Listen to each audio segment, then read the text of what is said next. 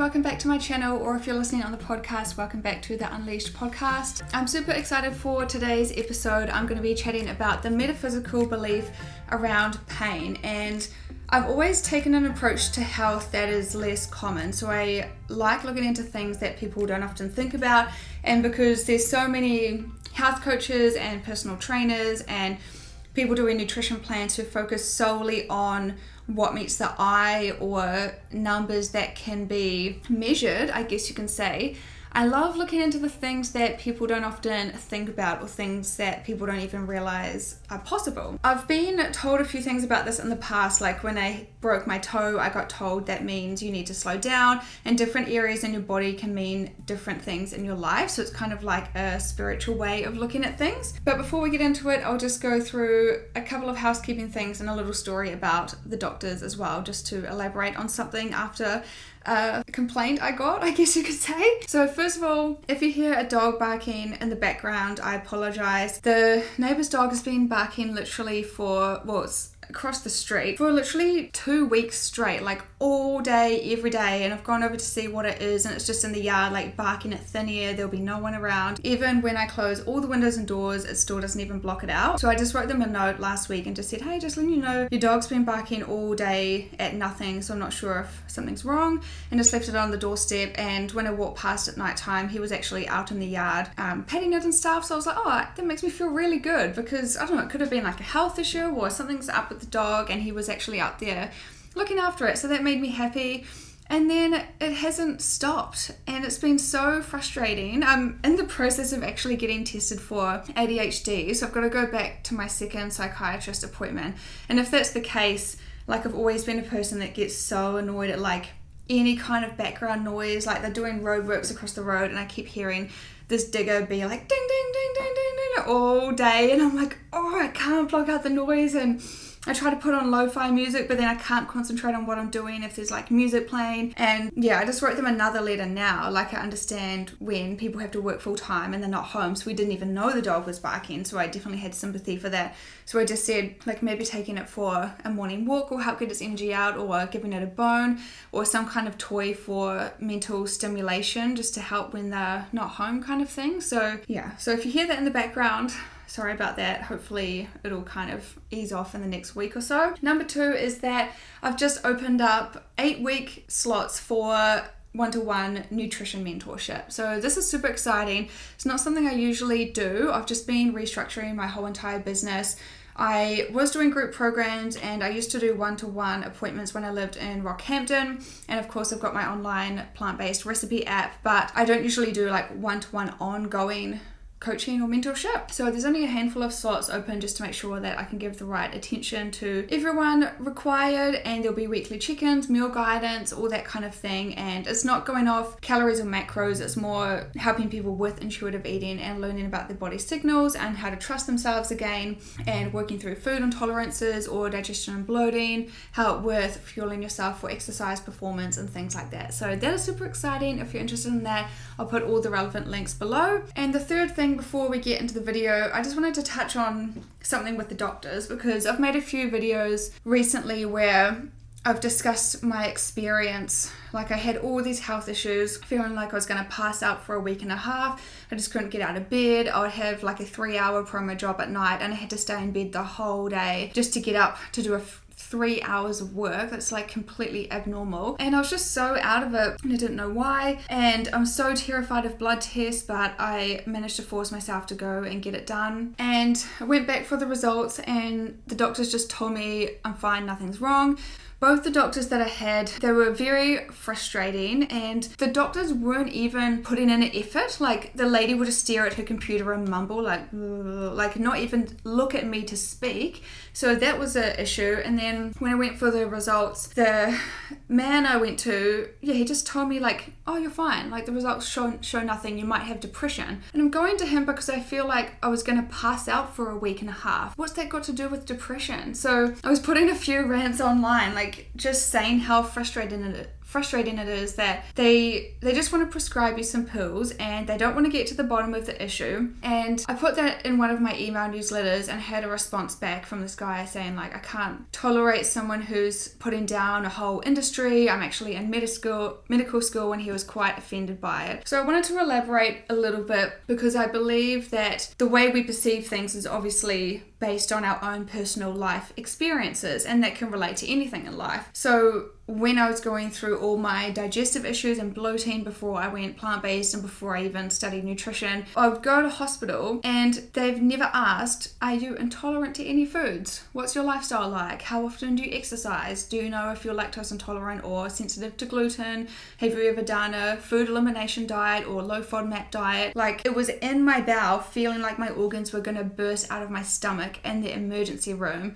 Never get asked anything about diet. Like, they just send you on your way, give you some painkillers, and it's just like this never-ending cycle. So that was my first encounter with something like that, when I actually did cure myself through food. And I've had so many bad experiences with finding out information about the pill and period health. I've done a bit of my own learning over the years, like gone to different conferences and like seminars and things like that with health leaders. I went to one from Dr. Libby, and she was just saying some really interesting stuff. Like, a girl, like, I started the pill when I was 15, and that happens to so many girls. Like, they'll start to get acne or something, or have a bit of a painful period, and that's because the progesterone hasn't caught up yet, so it's actually just part of growing up. So because of a tiny issue, they'll be like, oh, I put you on the pill to fix it. I didn't even know until like 2 years ago. I'm 26 now, and I've been off the pill for just over a year, almost a year and a half maybe.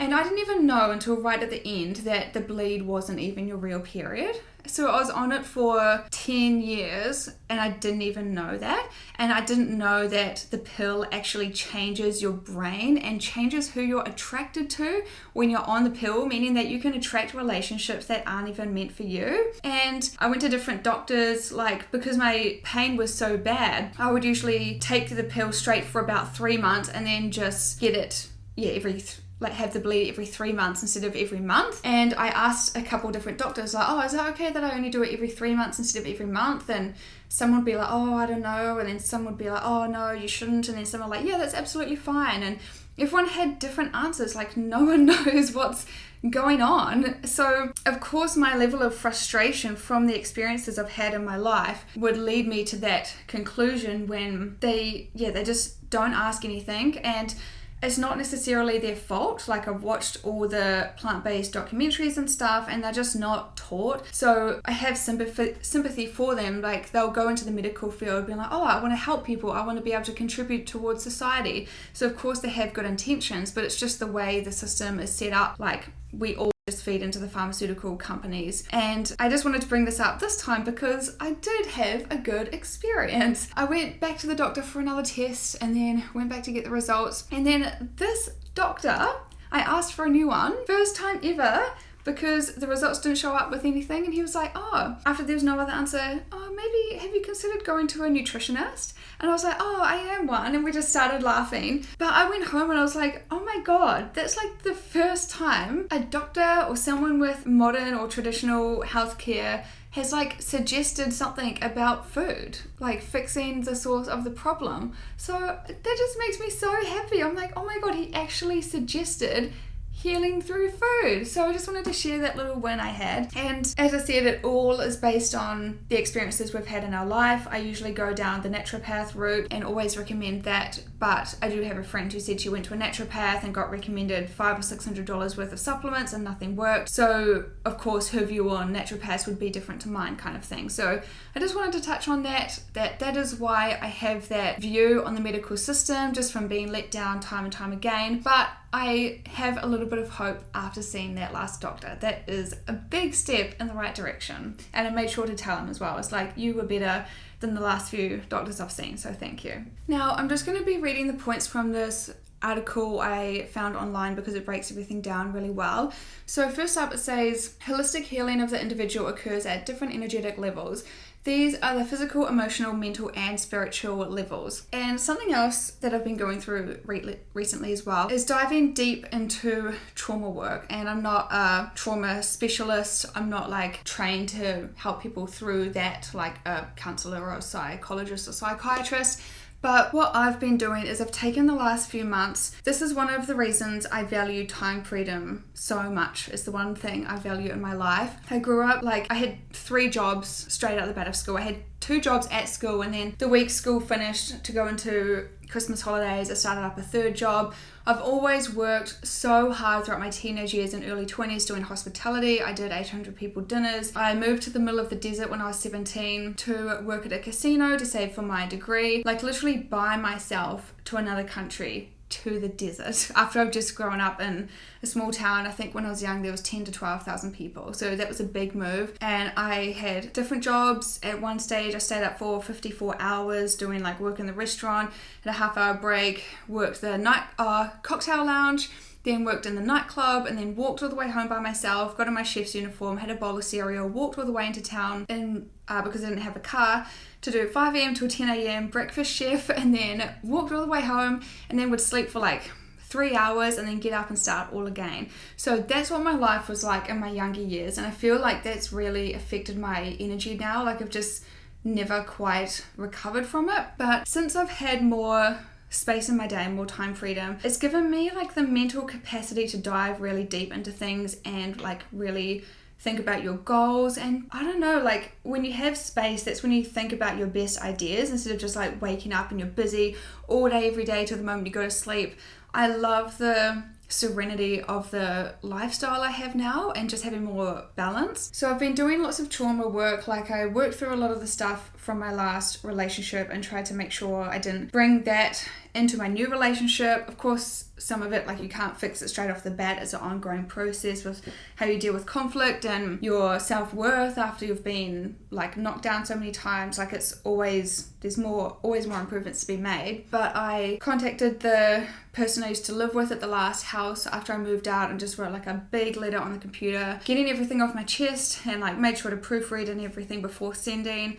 And then this week I actually contacted another family member from stuff that happened in my childhood, and I never planned on doing that. I never thought I would need to, but the weight that has been lifted off my shoulders, we bury so much stuff and carry it around with us, and that affects our energy levels. We can't think straight because we have all these memories or anger that we're holding on to, or confusion or frustration. So yeah, I wrote it all down, proofread it again, and I think that's a good way to get things across, because having a conversation with someone, people will interrupt each other, or the argument could get heated, or you might forget what you need to say if you get nervous trying to stand up for yourself. So yeah, after I did that, I feel that was such a huge piece of the puzzle as well. I just feel so light, so clear-headed, the weight is off my shoulders, and it's really, really showing me how much our mental health affects our physical energy. So let's go through the different metaphysical beliefs around pain. I'll go through different body parts and read out what it says.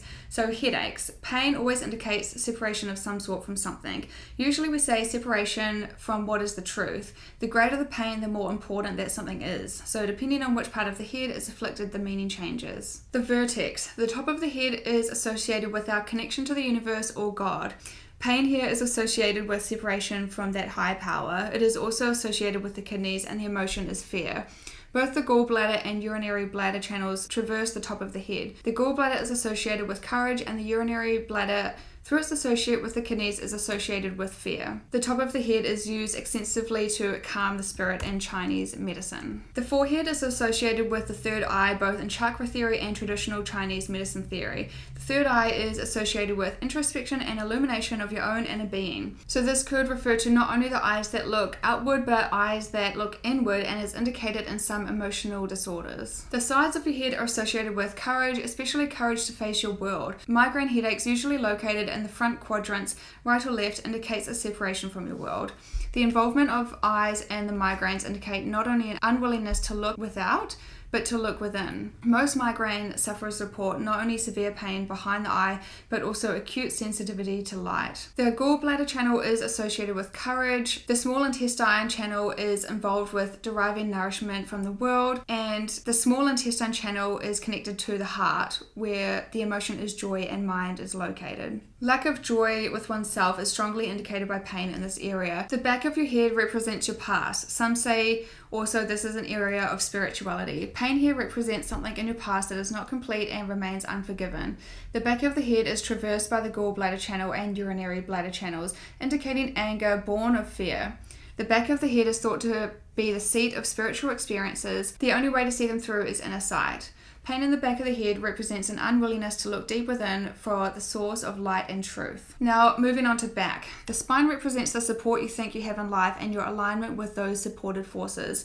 A curved spine or scoliosis represents a misalignment with life, and spasms represent an unwillingness to accept the support that is there. Your shoulders represent burdens and responsibilities. Frozen shoulder, for example, represents a complete unwillingness to shoulder your responsibilities in life. Pain and dysfunction to varying degrees represents unwillingness to be responsible, and moving forward sometimes requires that you put your shoulder to the wheel to overcome inertia. Back problems generally represent conflict between the urge to move forward and the inertia of an unforgiven past that holds us back. This tension very often separates us from both, and the pain is the result. Your mid-back is the link between the shoulder and lower back and can be a weak link. As we firm up our shoulders and become willing to take on the responsibilities of life, and we've gathered around us the financial and emotional support we need, something sneaks up and stabs us in the back. This is a blind spot. Not only can we not see it, but it is difficult to reach. The weak leg crumbles, and blockages here affect the entire body and can stop you dead in your tracks. The spleen represents worry or overthinking, and the liver represents anger or base emotions. Both of these can sabotage even the best laid plans. The mid-back represents guilt and stuck in the past. Our lower back represents support financially, emotionally, and the support of family and friends, or the God or universe. The kidneys are located in this area, and kidney dysfunction results in fear, fright, or phobias. A sore lower back may indicate that we've taken more than we think we can handle, and we may need to lighten the load. Chronic lower backache, though not associated with any trauma, is the one with the metaphysical application. So in short, low back pain generally refers to lack of trust in the universe to protect and support, and fear of money is indicated. The sacrum is the seat of self-pity. There is a fear of asking for help. One would rather sit and feel sorry for oneself than get off one's ass and do something. Moving on to the legs. Our hips represent decisions in life, especially decisions about moving forward. Pain in the hips is a sign of being stuck, unable to make a decision or see clearly what is needed to be done next. The process of walking requires that we first thrust the hips forward and the legs follow. This is actually an act of faith on our part, since we're quite literally initiating a fall to the ground and trusting that our legs will save us. The gallbladder channel traverses the hip, which again represents courage and confidence to move forward. Hip problems can represent fear of going forward with major decisions, and it can also represent the idea that the next step in your life is important.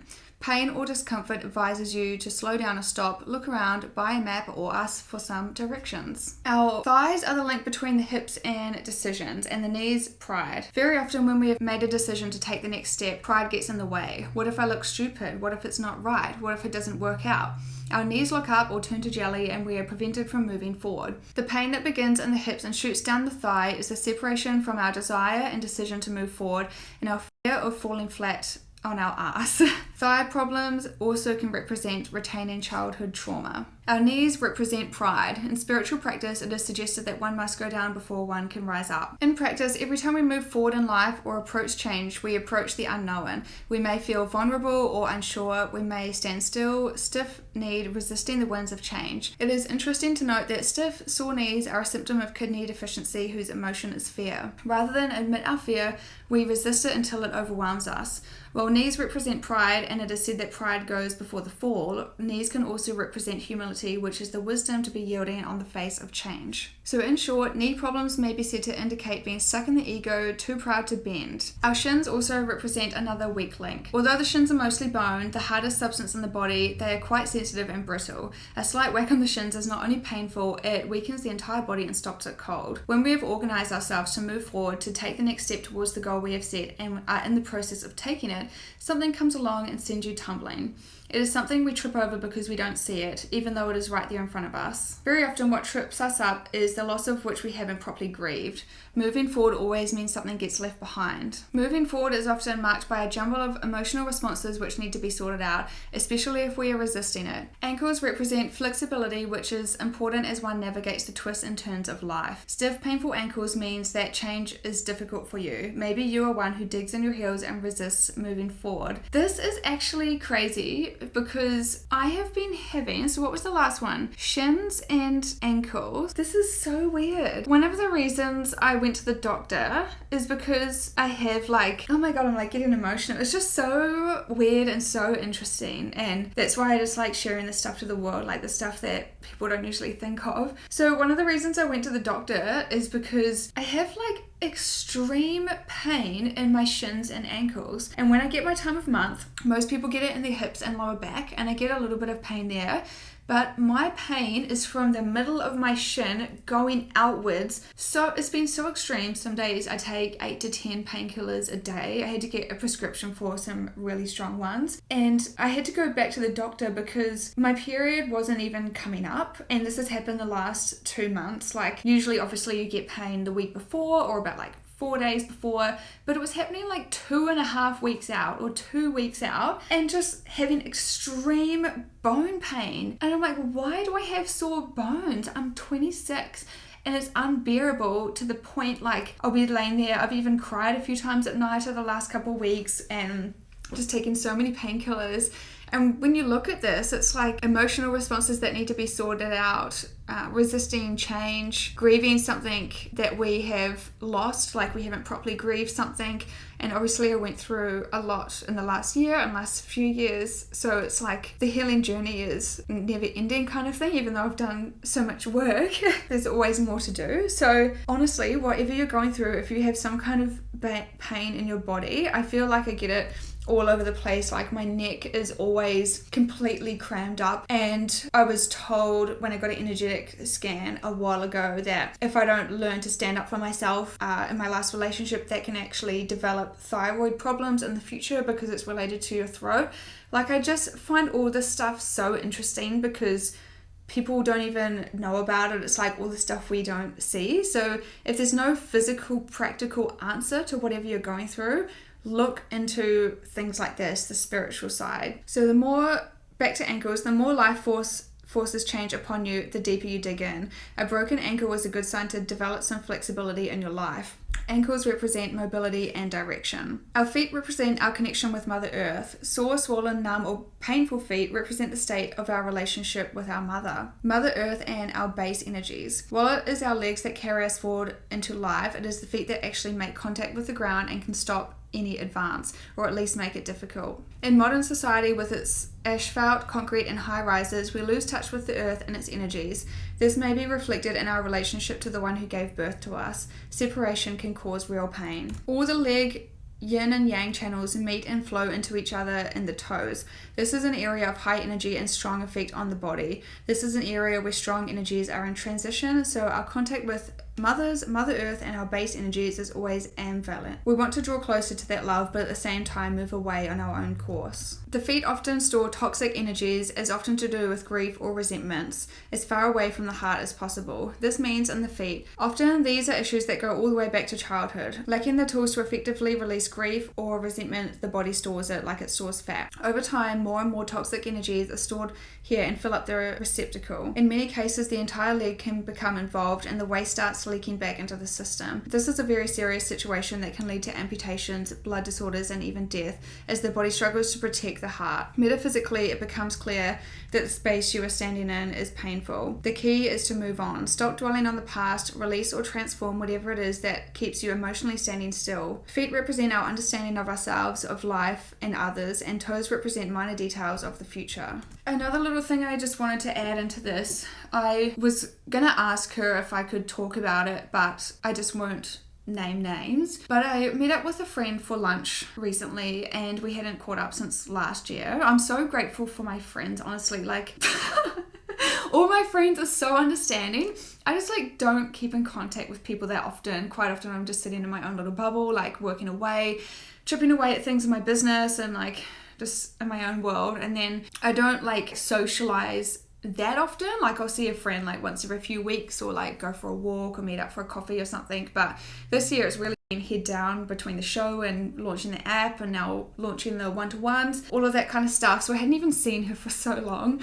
But all my friends, like whenever we hang out, even if they're in another country, I haven't seen them for years, it's just the same as when I last saw them. So I'm very grateful for that. But I went out for lunch with my friend, and she's very into holistic health as well. And unfortunately, one of her sisters is on her deathbed from an illness, which is very tragic. But what was interesting is that she's got two sisters, and they both had a bit of a rough childhood. The sister that drank all the green juice, did all the exercise and yoga, and ate really healthy, and was in shape, this is the one that is not going to make it. And the sister who drinks all the time, parties all the time, smokes, doesn't care about her diet or exercise or being healthy at all, she's perfectly fine. The only difference between them is the one who has the illness has not forgiven what's happened in the past. Every day she holds on to the anger and resentment, even though she's around in her 40s or 50s, which is still a very young age to go. So for all that time, she's held on to the anger and hasn't forgiven what's happened. And the sister who has an unhealthy diet or lifestyle has mentally let it go and moved on and has made peace with her past. So I just find this stuff so interesting, and that is another big reason I'm going through this big trauma healing journey myself, because it literally affects our daily energy. Like I've noticed so much more clarity, so much more focus, energy going into the nighttime. It really affects our body. And I've been thinking about all the comments people leave others online as well. Like when you see someone doing better than you, or they're successful in business, or they're looking amazing and they're taking really good care of their body, some people either comment on their stuff like, oh my god, she's too muscly and it's disgusting, or like, girl shouldn't lift weights, or I've seen this comment the other day, like, she has a gross butt, I don't like her butt, and they'll just find literally anything to bring down that person. The difference between me and them is I screenshot it, I go to the Officeworks, I print off photos of them and I put them on my wall so I can stare at them every day and use them as motivation and inspiration and raise the glass ceiling of what I think is possible. So think about what that does to your inside when you look at these people and you think, oh my god, they're doing amazing, they're such an inspiration to me, like they're really paving the way and like showing me what I can achieve for myself. Or you see these people, whoever it is that you see popping up online, and you're like, oh, well, blah, blah, blah, and you just start thinking of all these negative things. That is bringing down your own energy, and that is creating disease in your own body. So choose what path you want to take. Next up is the throat. Our throat represents our will and our ability to communicate both with others and with ourselves. Sore throats, lumps in the throat, tumours all represent difficulties in saying what we want to say. The throat is another one of those weak links that can seduce or sabotage you from your path. The throat is the channel between the head and the heart. In Chinese medicine, it is said that the heart houses the mind, especially in its connection with the emotion of joy and the expression of love for ourselves and for others. Have you ever had a great idea, gotten your body motivated, put your heart into it, only to say something completely stupid which makes a mess of things? Have you ever felt the urge to say something complimentary and suppressed it? Have you ever blurted out something that just seemed to bypass the brain? How often does a careless or ill-chosen word create havoc in your life? Where this comes from is all the things you have not said over the years that get stuck in the throat, needing to get out, and out they come one way or the other. All emotions are designed to be expressed, even the ones we judge to be negative, and especially the ones we judge to be positive. The throat is an avenue of expression and a channel of creativity. Problems indicate an inability to speak up for oneself, swallowed anger, stifled creativity, and a refusal to change. Thyroid problems often indicate difficulty in analysing, digesting, and assimilating the communication between the head and the heart. Another note with saying what you really want to say: when I contacted my family member this week, I feel like I've grown a lot with how to get things across. And one of the things that I'd been really upset about is that I'd never seen how to resolve an issue like an adult until age 26. I've never seen people in my household or my old relationship, if there's an issue, like how to just sit down and be like, oh, well, this upsets me because of this. And like, oh, well, my side is this, so what can we do about it? Age 26 and I've never seen that demonstrated for me. That is so sad. So what I've been working on is when I'm standing up to people, the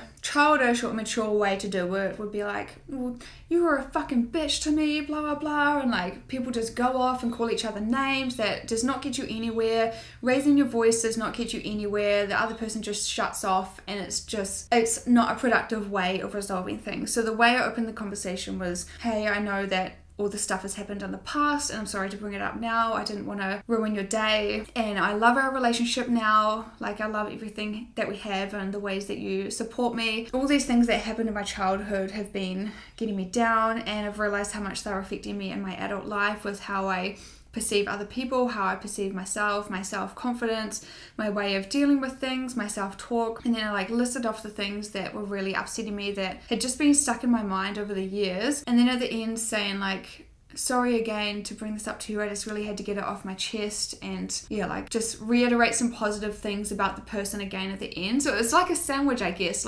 positive thing, and then writing things out in a really calm way. And if you write it on your computer, you can make changes and think if you want to add anything, or think about how to word things, and then finish off with a positive thing.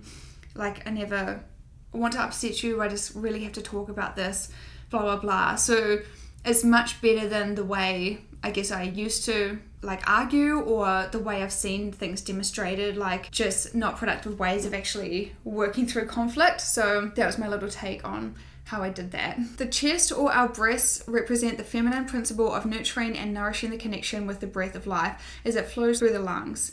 In men, pain or discomfort not associated with any organ or vessel represents a disconnection from the feminine principle. Breast problems represents a denial of the mother feminine principle to nourish the self and nourish others. Cysts or lumps, etc. represent over-mothering. Our solar plexus is said to be the seat of the ego and individuation. Some call this the negative ego. In general, this area represents the conflicts in your life. Pain or discomfort in the diaphragm area represent unresolved conflicts. In Chinese medicine, pain in this area indicates anger. The stomach represents digestion, not only of food and physical nutrients, but of new ideas, new ways of doing things, and accepting change of any kind. The stomach is nothing more than a big flexible bag of muscle whose job is to ripen and rot whatever is put into it. That is its job, to break down what is put into a form that the body can deal with. Metaphysically, when we come upon a new idea or a new way of doing things, the process is similar. First, we must swallow the idea either whole or in handy bite-sized morsels, break it down into a form we can handle, and finally absorb that which we need to nourish ourselves. In the same way that a bad diet poisons the body, toxic ideas, suppressed emotions, and resistance to change can have a poisoning effect. In traditional Chinese medicine, long-standing emotional disharmony is seen as a primary cause of disease. Strengthening the spleen or stomach, which between them are responsible for transforming food and water into qi and transporting it throughout the body, is seen as a key strategy to deal with almost any disease.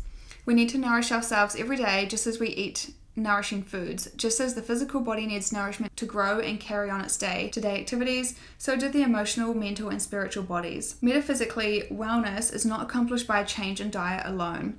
The stomach holds nourishment and digests ideas, so problems indicate dread, fear of the new, and an inability to assimilate the new. So that is that for the metaphysical beliefs in the article. I hope you enjoyed this episode. If you're listening on YouTube, don't forget to subscribe, or if you're listening on the podcast, don't forget to follow the channel so you can stay up to date with more episodes. And don't forget, if you're interested in nutrition mentorship, I'll put all the links to that below, or my plant-powered recipe app, which I just launched a couple of months ago as well, and I'm continuing to grow. So once again, thank you so much for tuning in. I hope you found this jam-packed full of value, and I hope you learned something new, and I hope you'll start to implement some change in your life. Thank you so much, and I'll see you next week.